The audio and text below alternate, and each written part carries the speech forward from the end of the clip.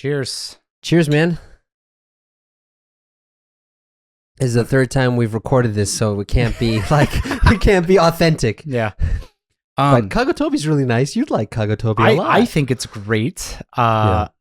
This is definitely not the first time that my cup has been filled of it. So, but yeah, like I was just saying, like, I feel really bad for the generation ahead of us and the generation behind us because I feel like they really missed out on this magical experience that was like the early 2000s internet. Yeah. With like, you know, you were just mentioning like Homestar Runner and like all this flash animation. Like I remember Newgrounds. Newgrounds, yeah. Did you ever go to newgrounds.com? Yeah. Newgrounds. That was like, it had a bunch of stuff on there your parents would not like. Oh my God. It had like, man, there's just so much stuff to talk about from that. It's like, it was like, I encountered Newgrounds around the first time that I started watching anime. Yeah. So Okay. Yeah. I was probably like 11. Yeah. You know, and this was, like I said, this was early 2000s. Yeah. Parents didn't understand internet, so I had unrestricted internet access as an 11-year-old. Yeah. I went all over the place. Yeah. That's not places that I'm not going to mention. Yeah. but it's just like nowadays, like, you know, my kid growing up, and you're like, especially if I have a young boy, it's like, nah, you're not getting unrestricted internet and access, also, buddy. Like, and now, like, all of the different websites that they would look at, they have these like user agreements where like everything's filtered. Like, you know, I was thinking because, you know, the Gen Z, or like even the people younger than Gen Z, because Gen Z is in college now. Yeah. But like, there's this thing, I forget what it is, but it's like on YouTube or TikTok or whatever, but it's like heads that come out of toilets. Oh, skibbity toilet. Skibbity toilet, yeah. Yeah, I don't understand it. I don't understand that either. But like our skibbity toilet was E-Bomb's World and like Newgrounds and the Flash videos. Dude, oh my God. It's like, man, I just that hits me right in the nostalgia. Yeah, right in the nostalgia. Right in the nostalgia, like, oh, the member berries. We should. So, I mean, we're going to talk about something else too. And this is funny that this is like the exact opposite of what we're going to go into. But I just had like the most old man laugh right there. Like, the wheezing and everything. Yeah, I know. I'm getting over a cold still. I think I mentioned this last week too. You said you cough like your dad now. You old fart. Dude, okay. So, like, my dad has such a unique cough. Yeah. And I feel bad because the guy's had a cough for like years, and it's always like, that's not how it sounds. But when I cough, it sounds like that, and it's just like, I get it now. Yeah. That's the old man stage. It's like, okay, I'm starting to. So before we talk about feminism in Japan, let's talk about Flash a little bit. So let me try to explain what this was like, because we have a lot of people who are older than us watching this channel too. Yeah. So basically, when the internet first came out, there was this video format called Flash, which was a way for you to make animated videos using very low data. Yeah. And so there were all of these websites dedicated to different Flash videos. Yeah. And it was really simplistic. Like it started out as original animation started out where, you know, they were drawing on a paper right? Except in this form, it was like drawing on MS Paint. Yeah, right. It was like the really basic Microsoft Paint. Yeah. And you would draw each frame. Yeah. And then over time that evolved, so like you could create you would do like shapes that you would move over time. Yeah. And over time, but it's just like they were really crude drawings. Yeah. Like none of the videos that you watched from these websites were like professional artists. Yeah. They were always just like they were all like young people, like teenagers, just messing around. Yeah. Like I remember there was this website called Stick Death. Stick Death? Did you ever hear? I've heard of that, but what was that? So Stick Death was like this. It's like the mind of a 9-year-old boy, because it's like these stick figures like dying in all of these like just extremely over the top violent animations. Yeah. Like I remember they were really themed around like war at the time, because like I said, I was like 10 or 11. It was very unregulated because people didn't know what you could do with the internet. So and like, you know, I was 10 or 11 at the time, and this was like right around 9/11. Yeah. So there was like a lot of like like military themed like stick death animations. It's like, oh my god, it's like I actually went back to stick death and Newgrounds. It wasn't that recent. Is Newgrounds still around? It's still around. I don't think E-Bombs World is, or maybe it is. It's just a virus haven now. Yeah, but, right. But stick death and Newgrounds definitely are, and they're kind of dead. Yeah, it's weird because like all the Flash videos we used to watch, you could only really watch them on the platform, but now everything's moved to YouTube. So that's the thing. It's like this was like pre-YouTube days, and like you had all these dedicated sites that you would go to in order to watch a specific thing. Like if you wanted like kind of comedic dumb stuff, it's like you would go to like Newgrounds. Yeah. And E-Bombs World was like kind of like more meme territory. Yeah. And then you had like really out there stuff like Homestar Runner, and it's like all these other ones like Stick Death and the other one. But it was just like it's really cool that those websites exist, because it's like you're looking at like it's almost like you're uncovering ancient history of the internet. Now you are, yeah. And it's like those videos did not age well. Yeah. If you watch them now, it's like, oh it's god, like, why man, would I? I thought this was funny when I was, it's like it's so.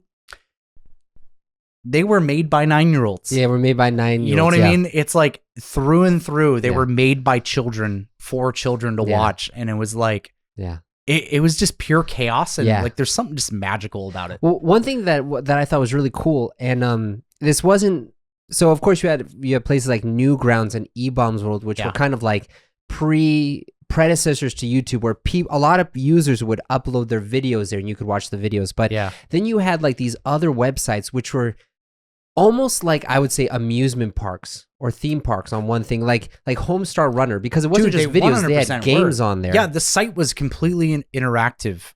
So like you were mentioning how they had like a secret video. And that was was it the home screen, or is it like another? It was on a separate page. Anyways, like they had all these videotapes that were just like random, like I guess you would call them episodes of like people or like the characters talking. Yeah. But then you can like interact with the VCR player. Yeah. And you're saying it could see the secret video. Yeah. I mean, the best way that I would say it is it's like a theme park, like going to Disneyland or Universal Studios, where you have this one space, because, now it's like you want to watch videos, you go to YouTube. You want to play games, well, you have Stream or whatever like that. But like, I don't know if you ever did this, but when I was a kid, they had like a McDonald's website that had like games and stuff on it as 100%. Well. And like it was like this whole like McDonald's world that you could play in, and you could touch all the different things on the screen and stuff. And I don't know. I don't think you have that anymore. I don't think so either. Yeah. I remember like Homestar Runner specifically. Homestar Runner. You can't pronounce the R, man. Homestar Runner. Homestar Runner. Yeah. But one of the things is like, they had Flash games and Flash videos. Oh yeah, that was the reason, because they were Flash sites, and Flash can do games or videos. Yeah. So it was just a really cool. Newgrounds was the same thing, right? Because you had like the different tabs that you could select. That's true. Yeah. But that reminds me. So I know why those sites don't exist anymore. The iPhone, because the iPhone refused to play Flash. Oh well, just another reason for me to hate Apple. Yeah. I mean, we're saying this as a dude. I have all Apple products too. I mean. They're convenient. Yeah. But I hate Apple so much. Yeah. Man, I feel like, it's weird, because really it was a span of about 5 or 10 years when all this stuff happened. And then things started to like really move into the YouTube space. And become regulated. It was a big one. Yeah. You don't see the Taliban beheading people on YouTube anymore. Dude. Oh, can we even say that? I hope not. I hope not. Don't worry. Maybe we just won't translate this video. But no, like you would have some really gruesome things on the internet that anybody could watch. It was crazy. Yeah. It was like super crazy. Violent stuff. Like, look, I want you guys to, before you judge what I'm about to say, I want you to understand that at the time I was 11 or 12. Yeah. All right. So you have to put it in the perspective of an 11 or 12-year-old boy at the time. But I remember in high school, a really popular thing to look up was bum fights. Did you? Oh, no, I never watched see the those. homeless people fighting? But those used to be everywhere on the Yeah. internet. Like you would go on the internet and watch homeless people fight each other. Really? It's just like looking back on it now. Where would you watch those videos? Newgrounds? YouTube. On YouTube? Literally on YouTube. They were on YouTube. We would go on YouTube and watch homeless people fight each other. What? Yeah. Dude. And it's really grotesque, and it was. Right? Yeah. It's like now looking back on it, it's like, oh God, that's what I did. You know what I mean? Yeah. But it's just like that's the kind of thing that like the internet is so different now. Yeah. You know, it's like everything's really controlled, everything is very regulated, and in some ways it's good. Everything's amplified now. Right? I don't think prepubescent boys or just should look at the children stuff that we should be saw. seeing the stuff that we saw. Yeah. But it's like at the same time, it's like just a little bit of that magic's gone. Yeah. Well, I mean, so that's kind of like, you know, I really feel that. I mean, I'm not trying to ham this in. I really thought about this. Yeah. That's kind of like where I see like the difference between the United States and Japan, because like on the one hand, you have a very controlled, very convenient environment that's great to live in if you just follow the rules. Yeah. But then there's like no serendipity in there. There's no like, there's not as like much flexibility in that. Okay. Whereas like in the States, it's a shit show. I'm not kidding. Like no, I don't want to raise my kids there, just like I don't want my kids to watch Newgrounds.com. But it was fun. There was like freedom there, you know? Yeah. You know, getting some illegal fireworks during the 4th of July and almost blowing your hands off. Dude, really are they illegal in Washington State too? Yes. I mean, I think it's just every state they're illegal because, you know, they're extremely dangerous. No, but then how did you get your hands on fireworks? Like every other American, you go to a Native American reservation and buy all the fireworks. Is that not a thing anymore? That's a thing that you guys do on the West Coast. Oh, because you guys have Native Americans. We killed all of ours over here. But like, whoops! I should not have said that. But so what we would do is New Hampshire, the state above Massachusetts, is like one of the few states where you can buy fireworks. And so like, really, I live next to Salem, Massachusetts, which is a 45-minute drive from the border to New Hampshire, and they have firework advertisements saying, "Hey guys, come to New Hampshire, go buy these fireworks just right across the border." And what we would do is we would drive, go across the border, get the fireworks, and then come back. I will tell you though, like, because you mentioned the Native American like reservation thing. Yeah. So when I would drive in like Middle America, like the northern side, or where they still had reservations and stuff. Yeah. I always thought it was like weird. I never drove through them, but I drove by them because it's like it's like they're almost like walled off. Yeah. You know? Yeah. Like, what was your experience going to like a reservation? Honestly, it's not that crazy. It's just like a fenced off part of America. Yeah. And the gas is really cheap though. Yeah. And there's a lot of casinos and other kind of like gray area business type stuff. Okay. But I mean, other than that, it's just America. Yeah. Yeah, I don't know. I just like, cause like I say, you know, like pretty much all of the Native Americans in Massachusetts were already dead even before the Pilgrims came. Yeah. You know? And so it's like, we just don't, there's no presence of like Native Americans. That's really interesting though, that you're like able to buy fireworks though, because like on the West Coast it's like super illegal, but I guess it's like maybe it's because it's drier on the West Coast than it is on the East Coast. More wildfires. Yeah, maybe. I mean, this is on fire every year. But but then again, so New Hampshire. So one thing I think it would be interesting for everyone to know is, you know, license plates in Japan are super boring. They tell you like, oh, they are, man. Yeah, they're so boring. But in most countries they're boring. Yeah. Well, I mean, in most countries they'll have like, it'll be like GR7-5N. Yeah. But in America, each license plate has its own design per state, by state. Yeah, I was gonna say like by state. You can get your own personalized license plates, like that's a thing too. But then the state license plate is really cool. Like Washington's license plate is really cool. It's just Mount Rainier. Yeah, right. Yeah, it looks so cool. I love Washington's. California is really cool because it's like written in cursive and red cursive in California. I love Washington, California. Yeah. Oregon sucks. Yeah, but sorry, Carrie. It's my sister. Okay. But then like even like in Georgia they have peaches and stuff, or oranges or whatever. I don't know what they grow there. But like, I'm sure peaches. Massachusetts is the only one that doesn't have anything. Oh, so it just sucks also. Yeah, it does. That was like, I live in the worst state because of that. But anyways, New Hampshire, right? Yeah. So New Hampshire has a forest. Yeah. And then underneath it says live free or die. So like that's the kind of state New Hampshire is. Yeah, that's a little hardcore. Yeah, that's don't tread on me. No, basically, yeah. So like all of the super conservative people who lived in Massachusetts, they all moved to New Hampshire now just to get the license plate, I'm sure. Well, yeah, right. It's just yeah, so like that's what New Hampshire is, and so it makes sense that New Hampshire would sell fireworks. But dude, I don't think we're ever going to get to talk about. You know what? We might as well just do it the next episode. Yeah, I'll do the next episode. Keep rolling where this is going. This is a filler episode. This is sometimes the filler episodes are good. So this is like the ice cream after the steak dinner, except we're eating it before. We eat our dessert first on this channel. Yeah, because we're grown men. We can do what we want. Live free or die. I make decisions. I'm an adult. I want to eat my ice cream now. Wait, where's that from? I'm an adult. Oh, dude, that was Lonely Island music. Yeah. Oh man. I make decisions. I'm an adult. Man, we're making all these cultural, like when we're doing the Homestar Runner thing, people are just gonna look at us and be like, "What's wrong with you guys?" Yeah. You know? Well, oh man. This is, you know what this episode is? This is the American culture episode. This is the deep American culture episode. This is the deep American culture episode. One thing that I do want to talk, since we've changed topics now, is I want to talk about meme culture a little bit. Okay. Because I tried to explain memes to my wife, and she doesn't get them.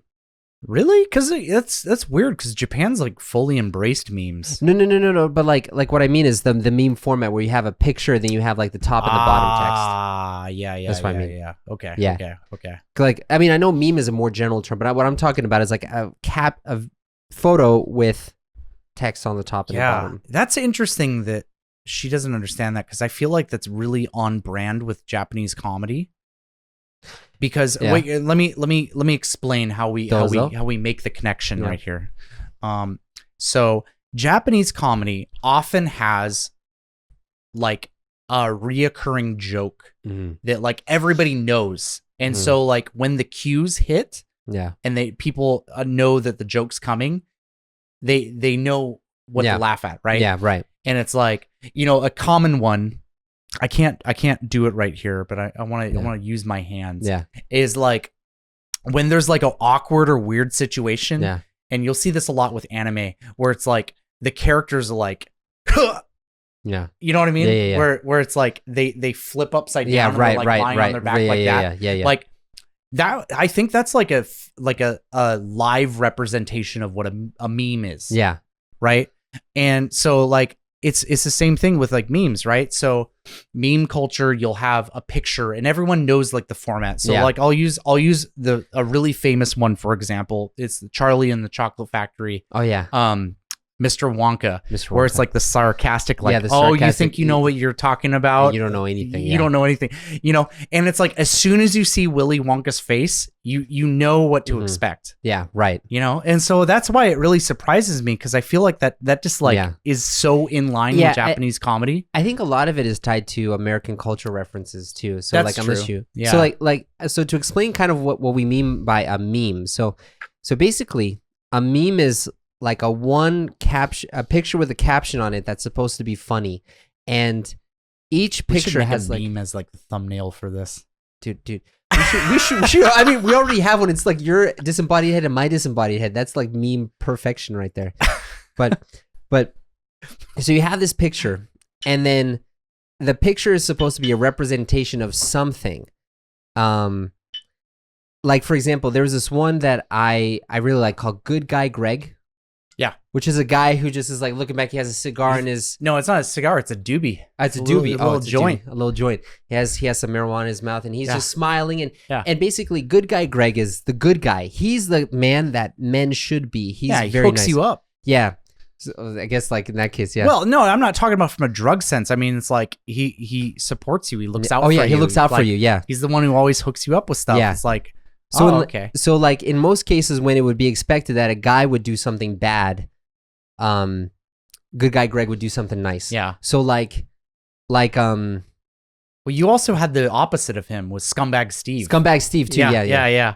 Who's like, it's so good. Good Guy Greg's like this like 26-year-old kind of like Yeah. Kind of well put together. He's wearing like a hoodie, so he's kind of casual looking guy. Yeah. And then you have Scumbag Skeeve, who's like this 18-year-old kid in like this puffy coat and this like cheap like dollar store hat. Yeah. And he just looks like he's just gonna like rob you, screw you over in every way possible. Yeah. Yeah. One of my favorite ones was, I forget what the name was, but it was like a barista guy.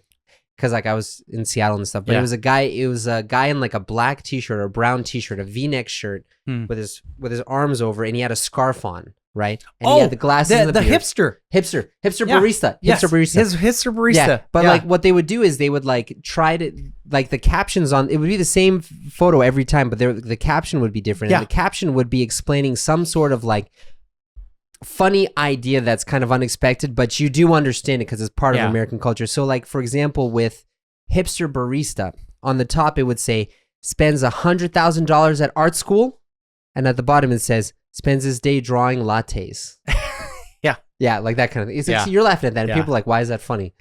You know, because it's just, you go to it's Seattle. So true, and you see it. Yeah, you see people with like master's degrees like working as Starbucks baristas in Seattle. It's like, I spent all this money, becoming this really famous artist, and draw lattes. How would you like your A on the latte? Seriously, yeah. But so it's like those kinds of things that I think the young generation that's really cringe for a lot of people now. They hate memes now. I think they totally don't, but I think they've evolved. Okay. They've evolved from like what we experienced were the caveman drawings, and it's evolved into like a sophisticated language now. Okay, so can you explain that to me? Because I'm totally not in this culture now. So like now memes have evolved into like multi-picture categories. Okay. Like instead of just one picture, there's like multiple pictures explaining situations. Yeah. But even that's kind of like a newer. Yeah. Sorry, but even that's kind of like for my generation, because I see that on Facebook and stuff.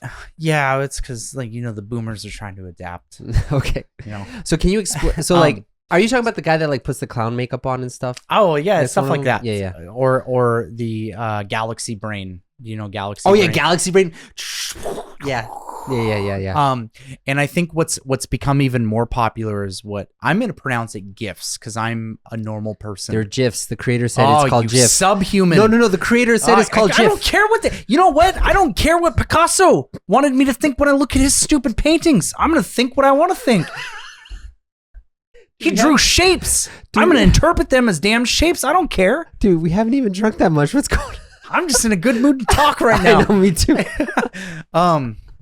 But yeah, no, they're GIFs. The creator just doesn't know what he's talking about. Okay. Anyways, so I think memes have evolved into GIFs, and for those of you who are unaware, a GIF is a type of file. Yes, it's like similar to like what a YouTube short is, except it's like 3 seconds. Yeah. Right.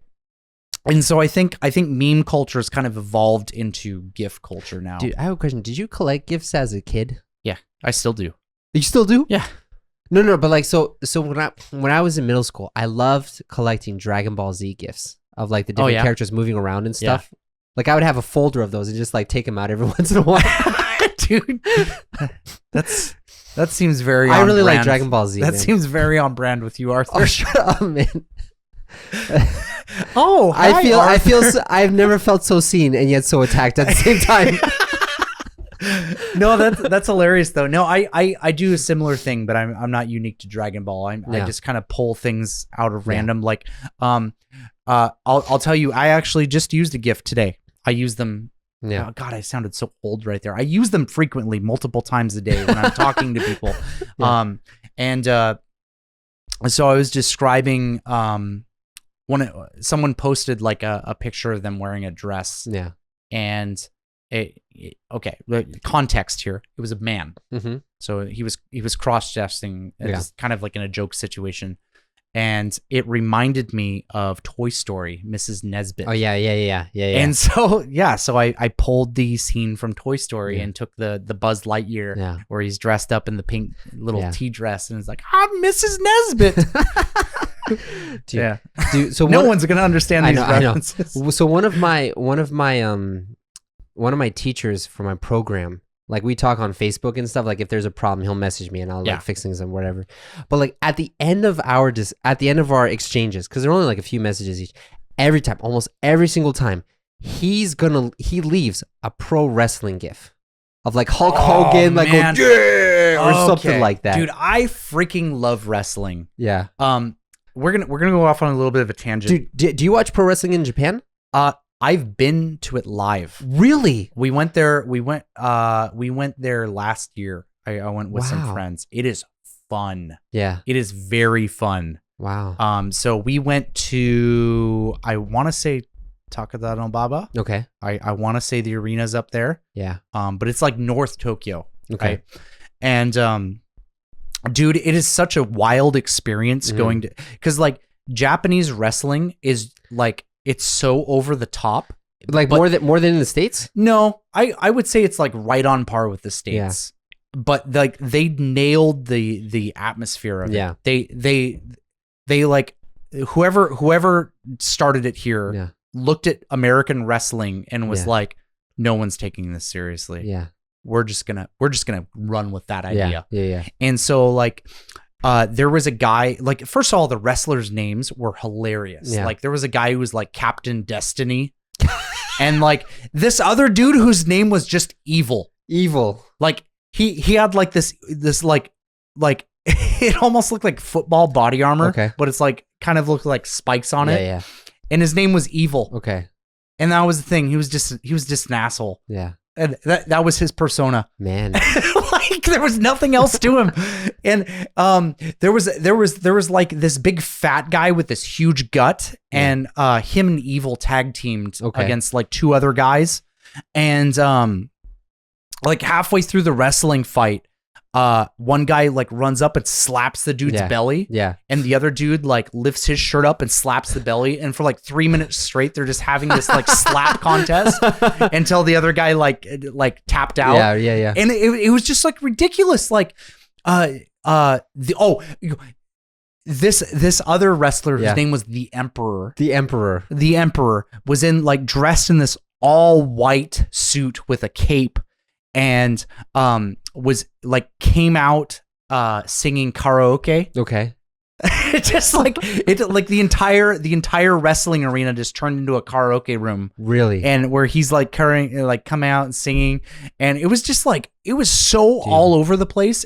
I highly recommend anybody in Japan go to pro wrestling here. It's so fun. You know, it's funny because coming from Germany, there's no pro wrestling in Germany. Yeah, and when I probably take it seriously. That's why. but when I came to the States and I saw like, how dare you act? This is a very serious sport. but like I came to the States and I see all these like muscly oiled up guys like not even really hitting each other, but I didn't understand it. And then someone told me a few years ago, they're like, Arthur, it's a performance art. It's like theater. Yeah. I was like, I understand now. Dude, it was the most ridiculous thing. Like, I remember growing up in the 90s and all these people are like, oh, wrestling is fake. It's like, yeah, no shit, man. Yeah. Watch it. It's fun. Yeah, it's a performance. Everyone knows it's fake. Or at least they should know it's fake. Yeah. And I mean, those guys are still getting hurt out there. Yeah. Like, it's not like they're pulling punches. Yeah. They just know how to like punch correctly to not hurt them. Yeah. But like, it's still like those guys are still jacked. They're like really muscular men. It's not like some average dude. Yeah. Yeah. Man, by the way, speaking of that, did you ever see the movie Peanut Butter Falcon? No. Oh, you should watch that. It's about a kid who wants to become a pro wrestler. Yeah, I saw, what's that? What's the Jack Black film with he wants to be a fat Mexican wrestler? Oh, Nacho Libre. Nacho Libre. That was a good one. That's a great movie. Yeah. Nacho. Man, this is all like, no one's going to understand this episode, but I am so happy we're doing this. This is a fun episode. This is like down memory lane, man. Yeah. Homestar Runner. Dude, Trogdor, man. We're just going off on just random stuff here. But talking about Homestar, my whole thing. Did you ever listen to the Strong Bad emails? Dude, that I lived off of. Love Strong Bad emails. No one cares, but let's just pretend that they care. So can I explain this? Yeah, by all means. So Homestar Runner is this alternative universe of animation where this guy Homestar, who's like, he looks like a soda can with legs. Yeah. That's how I describe him.